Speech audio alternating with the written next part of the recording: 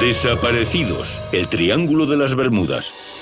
En el amanecer despejado y soleado del 5 de diciembre de 1945, 5 Grumman Avenger estaban alineados en la estación aeronaval estadounidense de Fort Lauderdale, Florida, preparados para un vuelo rutinario previsto para esa tarde.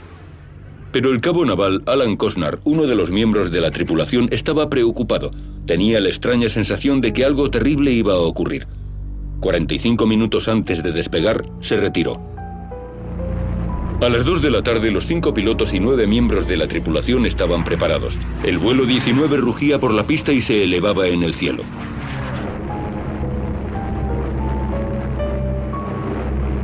Mientras el comandante del vuelo, el teniente Charles Taylor, comprobaba el cuadro de mandos, se preguntaba por la decisión de Costner de retirarse.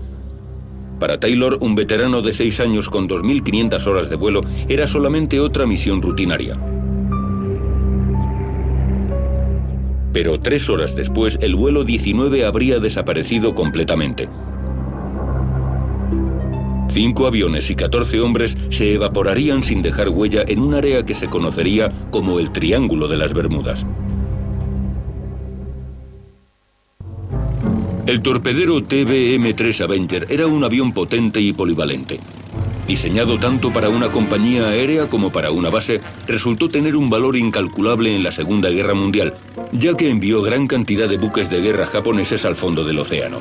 Capaz de volar a 480 km por hora, cada avión del vuelo 19 tenía combustible suficiente para recorrer 1.600 kilómetros. Las condiciones atmosféricas parecían casi perfectas, con algunas nubes ligeras y viento moderado. Tras despegar de Fort Lauderdale, el vuelo 19 tenía instrucciones de volar hacia el este 260 kilómetros para ensayar un lanzamiento de bombas. Entonces los aviones se dirigirían al norte casi 120 kilómetros antes de girar al sudoeste de vuelta a la base. El tiempo total de vuelo estimado no superaría las 2 horas. Los 5 aviones llegaron a la zona de lanzamiento cerca de Bimini, en las Bahamas, sobre las 2:30 de la tarde, siguiendo el horario previsto. Tras completar el simulacro de bombardeo, el vuelo 19 continuó rumbo este. Hasta el momento todo iba según lo previsto.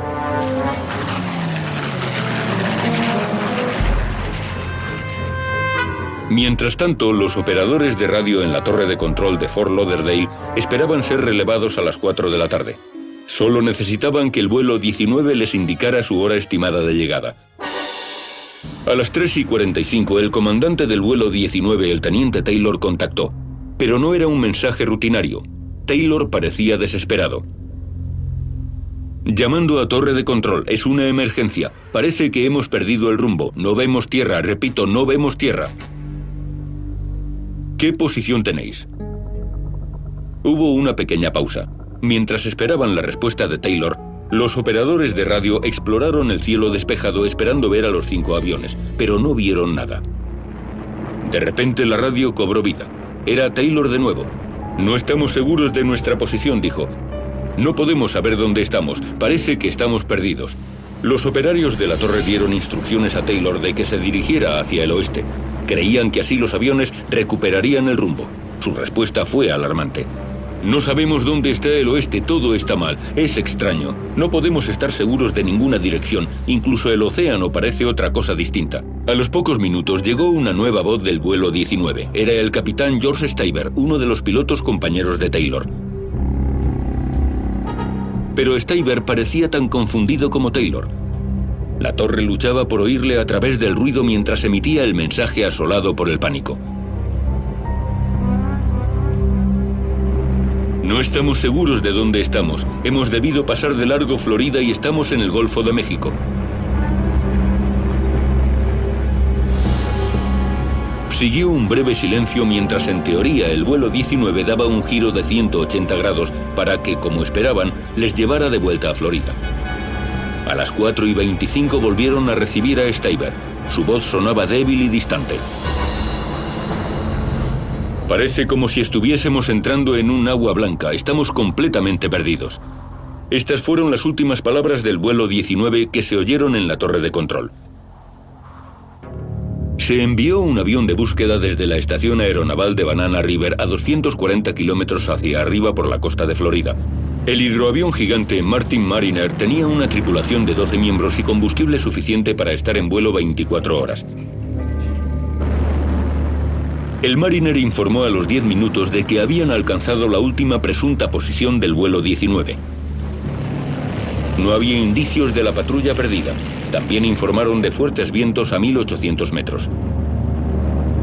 Al poco tiempo la radio quedó en silencio. Nada más se oyó del Mariner. Ahora 6 aviones y 27 hombres habían desaparecido aparentemente sin dejar huella.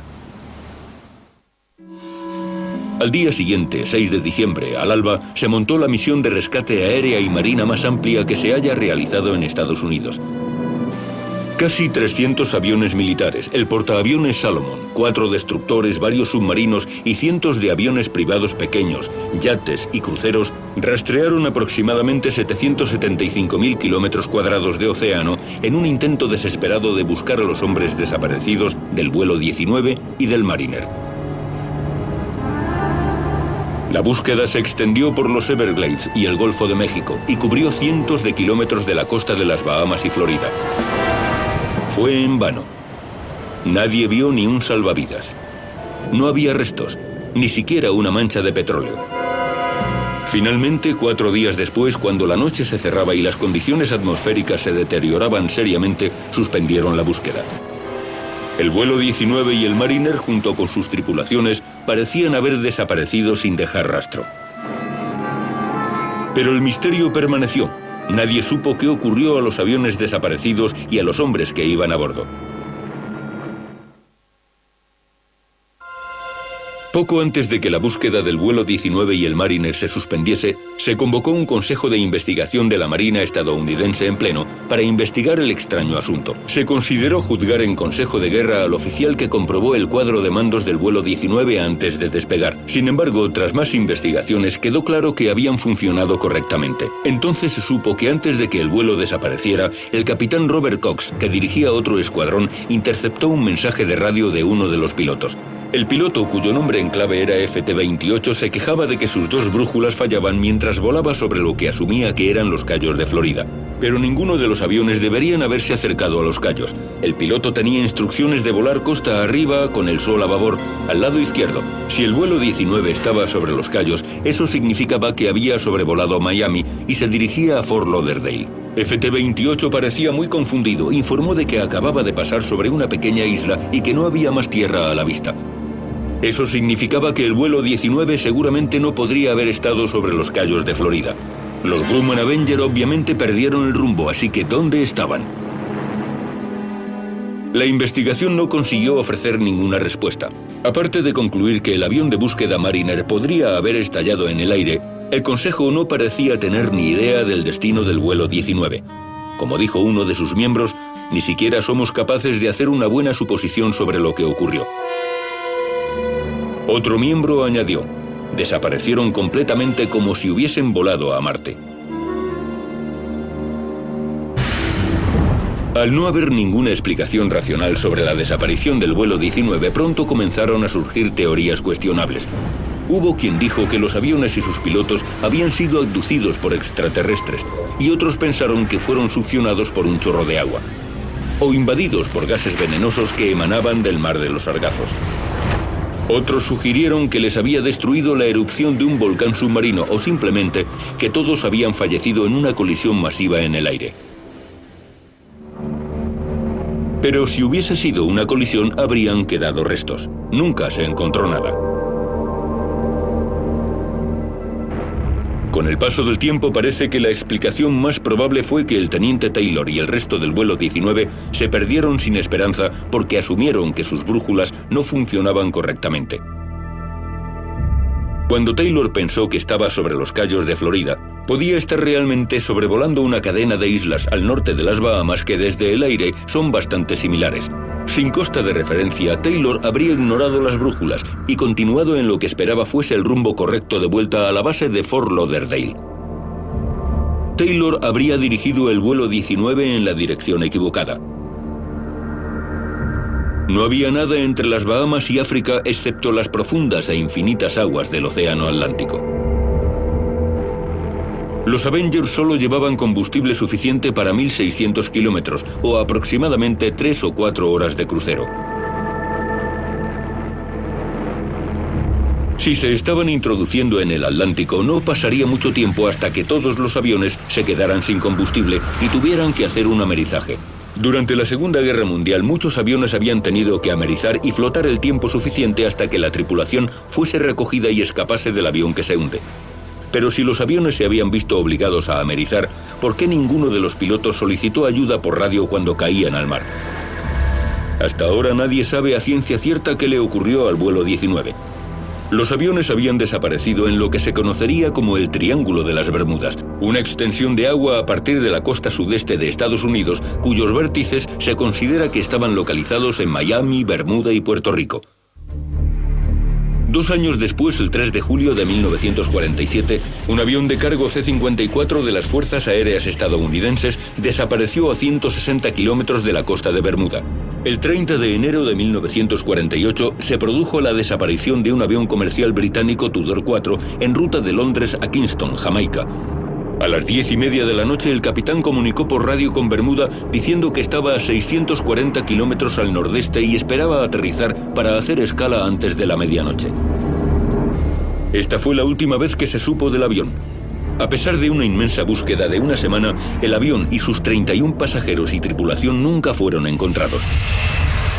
En los 2 años siguientes continuaron las misteriosas desapariciones en el Triángulo de las Bermudas. El 28 de agosto de 1963, 2 aviones cisterna KC-135 despegaron en misión secreta desde la base militar estadounidense de Homestead, Florida.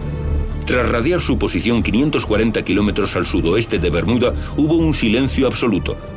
2 zonas con restos se encontraron más tarde, lo que sugiere que podrían haber chocado, aunque los restos estaban a 260 kilómetros de distancia. El término Triángulo de las Bermudas fue acuñado por primera vez por el escritor estadounidense Vincent Gaddis en un artículo del número de febrero de 1964 de la revista Argosy. El artículo provocó sensación, ya que describía la aparentemente inexplicable desaparición de 1000 personas, 61 barcos y 34 aviones. Al año siguiente, Gaddis incluyó un capítulo sobre el siniestro triángulo en su libro Horizontes Invisibles, añadiendo algo más de misterio.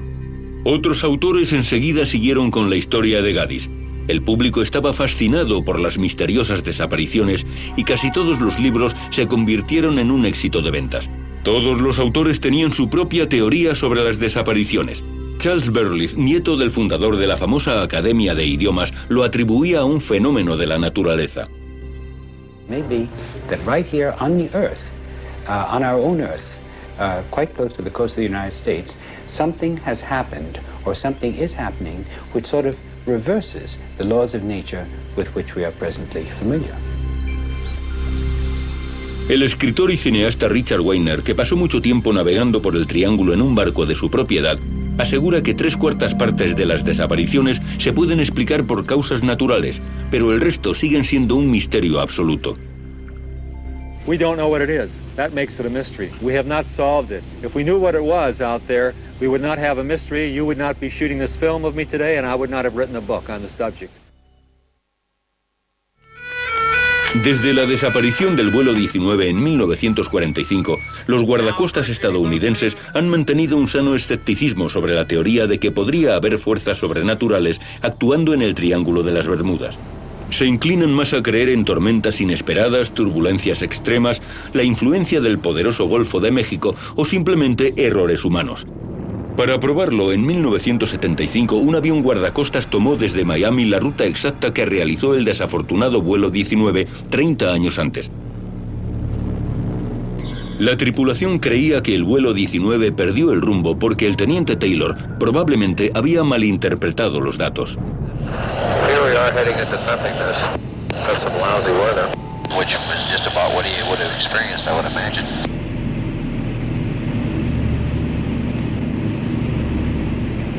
Of course, the man was confused and probably a little frightened at the time. And don't forget, he's trying to herd about 3 or 4 inexperienced students around the skies with him. He undoubtedly had his hands filled. Si el vuelo 19 se dirigía hacia el norte como se sospechaba, Taylor habría dirigido a su patrulla condenada en la dirección equivocada. As he approached the island here, he decided that he was in the Florida Keys and took a steered a course to get him back to Florida mainland and to run into absolutely nothing between here and Africa, except deep water. ¿Es realmente esto lo que sucedió? ¿El vuelo 19 simplemente perdió el rumbo y continuó hasta que los aviones se quedaron sin combustible? Don Poole, uno de los operadores de radio de la torre de control de Fort Lauderdale en aquel momento, no tiene duda de ello. It was just disorientation. He was just mentally confused and panicked. Is my estimate of the situation. Is what really happened. Of course, they milled around out there till they ran out of gas that night. The end result, but they don't bother finding out about the details of it. El escritor Larry Kush está de acuerdo. The ditching actually occurred in the dark during a storm, and there was a ship in the area that reported very rough seas. So what we had here was not a flight of 5 planes with 5 experienced pilots ditching on a nice sunny afternoon, which is what the story is, but we had 4 student pilots and a disoriented instructor coming in ditching in the dark in a storm, and as a pilot, that's something that I would prefer not to spend my evenings doing, because it could be, the chances of a successful ditching under circumstances like that are practically negligible. Pero si este fue el verdadero destino del vuelo 19, ¿qué ocurrió entonces con el hidroavión Mariner que fue enviado a buscar a los aviones desaparecidos? En un primer momento hubo cierta confusión sobre si el Mariner despegó a las 4:25 de la tarde o unas 3 horas después. And then immediately, according to the stories, the Martin Mariner search plane took off. So we picture the search plane going out in nice sunshiny weather and late in the afternoon and just simply vanishing in a sky, a nice friendly sky. Pero el Mariner no despegó hasta las 7:27 de la tarde. Y aunque nunca encontraron restos, Richard Adams, a cargo de las misiones de rescate en su momento, está convencido de que el avión de búsqueda estalló en el aire. The Mariner carried a very large load of gasoline, which permitted it to stay in the air for many hours. In fact, we used to call it the flying gas tank, because it was carried so much gasoline, and the fumes which would collect inside the hull could make it a potentially flying bomb. It could have happened in the excitement of the search that they did not take the normal precautions that we always took in the PBMs to make sure nobody smoked in the gasoline compartments. Aunque esta teoría puede parecer convincente, sigue habiendo dudas acerca de lo que ocurrió con el Mariner y el vuelo 19. Aunque nadie puede probar nada de un lado u otro, Kush sigue convencido de que este asunto no es un misterio real. The only support that I have seen for there being a mystery in the Bermuda Triangle comes from a number of writers whose basic facts are grossly inaccurate. The Bermuda Triangle mystery is probably one of the best hoaxes that's ever been pulled off. Hay ciertas dudas sobre los últimos mensajes desesperados del vuelo 19, como recuerda Walt Winchell, de servicio en aquel momento. We monitored all the transmissions coming in, going out, and I don't recall ever hearing some of the transmissions that were claimed to have been made by Mr. Taylor about the wild water, and we're upside down and we don't know which way is west, and our compasses don't work and all that. They were lost, yes. And that was very evident from Lieutenant Taylor's transmissions, but there was nothing like that. That water was white, or that we understand. There's all kinds of stories out, but it can't be confirmed at all by me. Walt and I were both in the tower the entire time. En mayo de 1991, el misterio del Triángulo de las Bermudas aumentó cuando un grupo de exploradores que rastreaban el fondo marino en busca de galeones españoles hundidos encontraron los restos intactos de 5 aviones de guerra estadounidenses a 16 kilómetros de Fort Lauderdale. No había ni rastro de la tripulación. ¿Podría tratarse de los restos del vuelo 19? A Graham Hawk, uno de los buceadores, le preguntaron cómo se sentía al haber realizado un descubrimiento aparentemente tan importante. Shocked and surprised. We just didn't expect to find a fifth. It just fit too closely with Flight 19. You know, 5 aircraft disappeared. So, at this point we decided that really if this wasn't Flight 19, there's a very cruel joke. Aunque los aviones fueron encontrados justo fuera de lo que se considera el verdadero Triángulo de las Bermudas, la mayoría de la gente estaba convencida de que el misterio de 46 años de la patrulla perdida al fin se había resuelto. En cuanto al historiador naval Al McGinley, no tiene absolutamente ninguna duda. I'm very happy about it. You know, there's been stories that they've been taken up by flying saucers, which I never believed. One of the personnel officers from Fort Lauderdale Naval Air Station used to tell that story, and the newspaper used to like it, but I never could believe that. Sin embargo, un examen posterior detallado de los 5 aviones reveló que después de todo no eran las naves del vuelo 19. Aparentemente los números de serie no coincidían. Así que los argumentos sobre la extraña desaparición del vuelo 19 todavía continúan. El misterio sigue siendo tan convincente hoy como hace más de 50 años.